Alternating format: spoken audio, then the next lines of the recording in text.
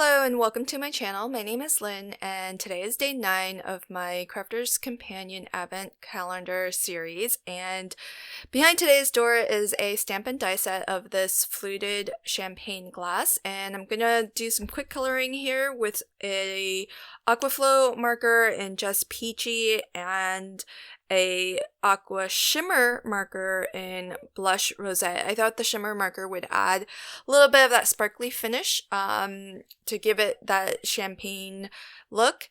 And the die is a solid plate die, so I find with these dies they're great because it is a nice piece of metal. It won't warp on you, but to line it up can be tricky unless you create a little jig like this, where you just take the negative, the leftover piece from a die cut, and then you use it as a window to line up your stamped image within there, and it works perfect every time.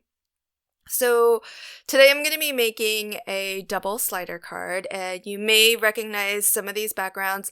I made them earlier in the Advent Calendar series, and these were the panels I did not end up using on that card, so I thought they would really be perfect for a New Year's celebration card.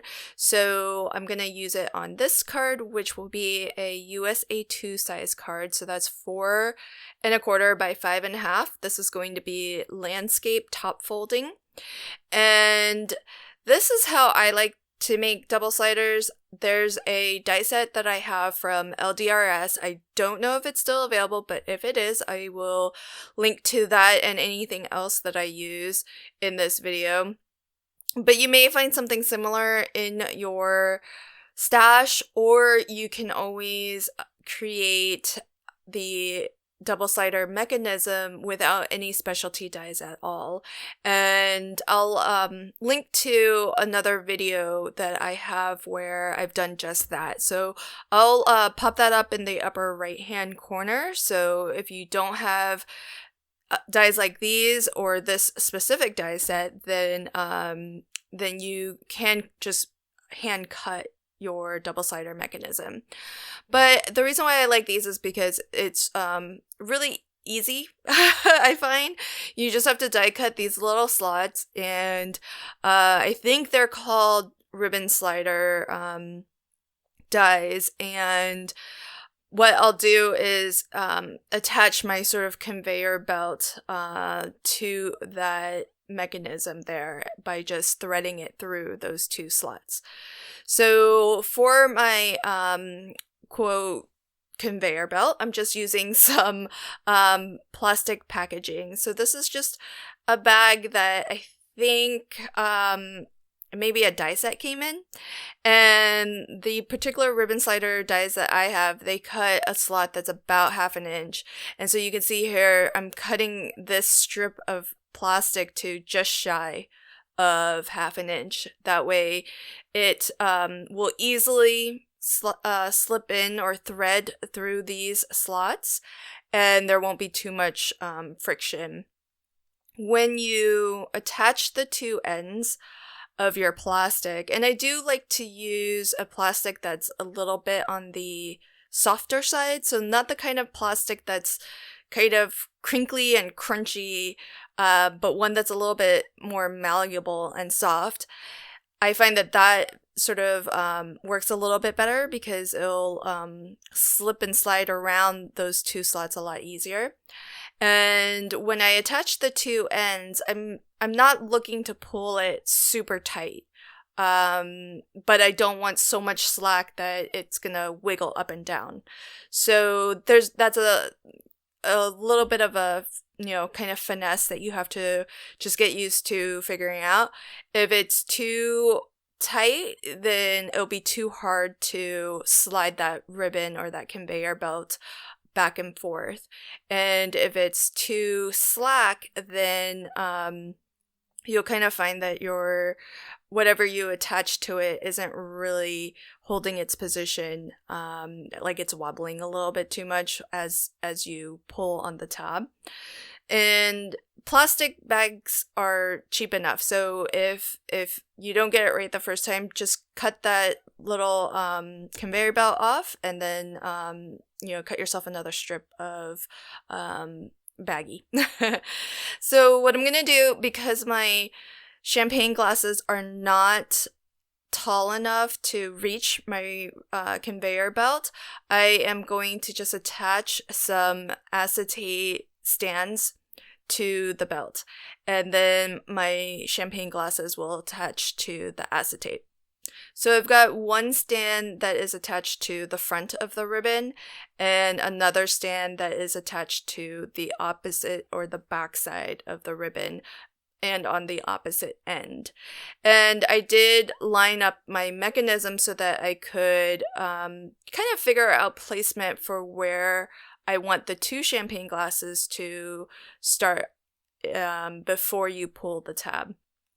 And that's how I decided where to place those tabs. And I'm making sure I just gave myself a little note so I know which side is the front. And I'm using some foam here to attach a strip of foam all the way at the bottom, and I'll attach another strip of foam on the front side as well.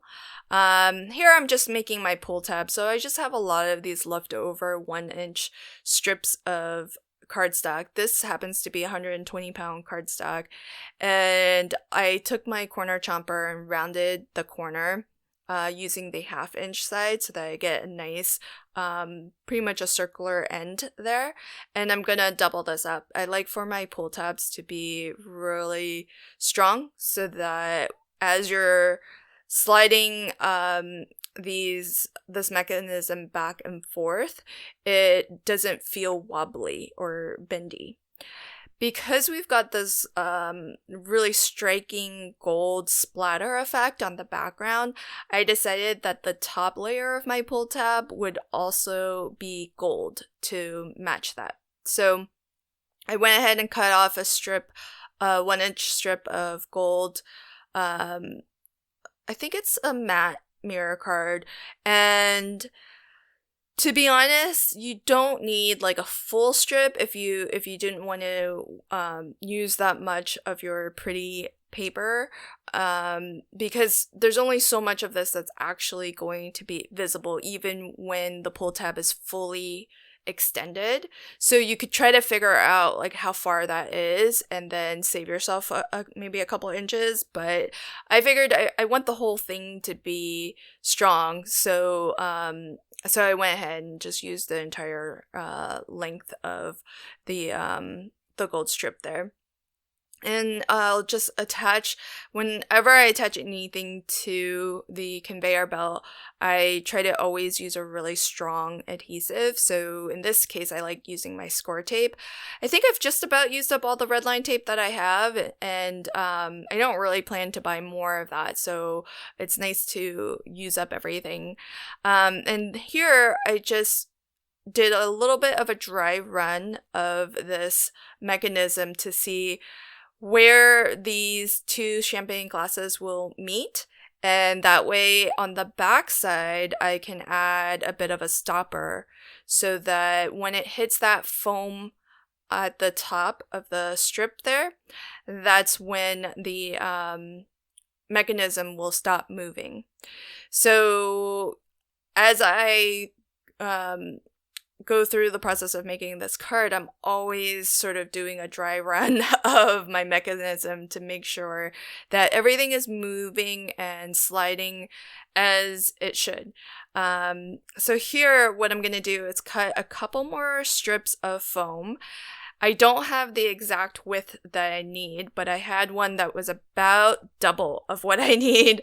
So all I did was just use that adhesive tape, and then I cut my foam half the width of that, and that worked out really perfectly. So here we're on the front, and I again put a strip of foam at the bottom.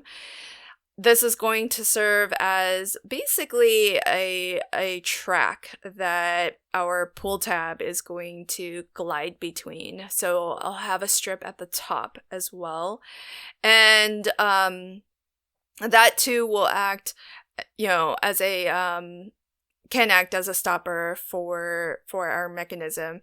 And you'll see that I actually, when I applied the piece of foam on the back to serve as my stopper, I felt like the pull tabs were getting a little bit too close to each other, and so I actually adjusted that a little bit. But before getting too far along in the process, I wanted to make sure that I stamped out some kind of an indicator on the pull tab so that the person who gets this card actually knows that they need to pull that out. And I found in my stamp set this little arrow, because it's about all the room I have. I don't think I have enough room to actually stamp out the word pull.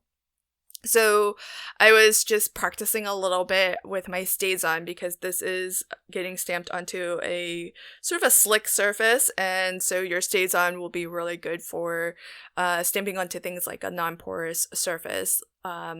So I'll be sure not to touch that to smudge it at all, because it can take a little while to dry as well. And you can even see here on my mechanism that the acetate stands have overlapped, and I don't want that. I don't want the glasses to actually overlap. I just want them to just barely touch. So that's why later I'm actually going to adjust that a little bit, and you will see that a little later in the video. I've pulled out a couple of word dies that are from a Sizzix holiday word die set, and I really love this die set. There's actually two, I think. There may be more. I only have two in this collection, but it's a lot of holiday words, and it's this really nice font as well. It's a great size. I've used it so much last year, and I've already used it a ton this year as well. I think it's just really nice, and it covers Christmas, winter holidays, and even New Year's. So it's pretty nice. So I die cut it out of that same gold matte mirror card that my pull tab is die cut from, and along the bottom here, I'm just attaching it to just a piece of black solid color cardstock that's going to hide our mechanism and all the inner workings of the double slider. And so that'll get attached right to the foam. So here you can see how those two pull tabs are sort of colliding into one another. So to fix that, all I did was just add a little bit of foam. So you can see there that little itty bit of foam is acting as a stopper to prevent the mechanism from going beyond that point. And so now what I'll do is go ahead and add some strong adhesive to my acetate stand, and I'm gonna put some dotty tape on my champagne glasses too, so that it's going to be well adhered to this acetate stand here. And I'm going to tilt the glass a little bit, because there is that little bit of a gap between the two stands. So I'm going to tilt the glasses so that they do sort of meet in the center to bridge that little bit of a gap.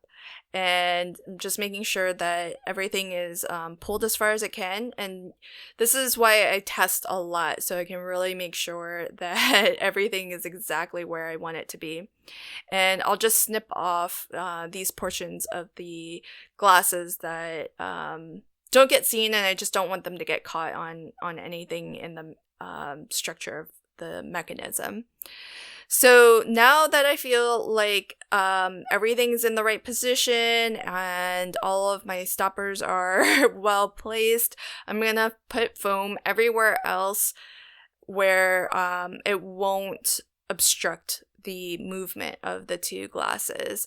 So I'll first go ahead and attach this to my card base, and using a little bit of liquid glue is good for me because I need that little bit of wiggle room just in case I need to lift it or shift it in any way. And then I realized that I never trimmed down this piece of black scrap paper, so I'll go ahead and make sure to trim that down so that it kind of gives me the same amount of border that I have going along the sides and the top of this card.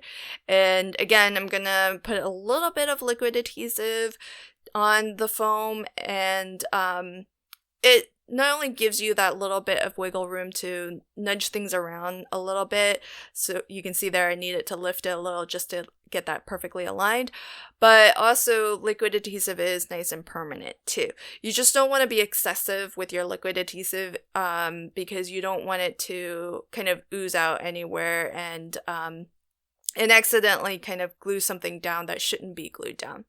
But here's a final look at our card. So we have our two champagne flutes, and then you just pull the tab and the two glasses clink in the center. So that's my card for today. I hope that you enjoyed it, and if you did, please consider liking, commenting, and sharing this video. And if you want to catch tomorrow's make with day number 10, please do click the subscribe button and ring the notification bell. Thank you so much for joining me today. Until tomorrow, happy crafting and have a fantastic day. Bye!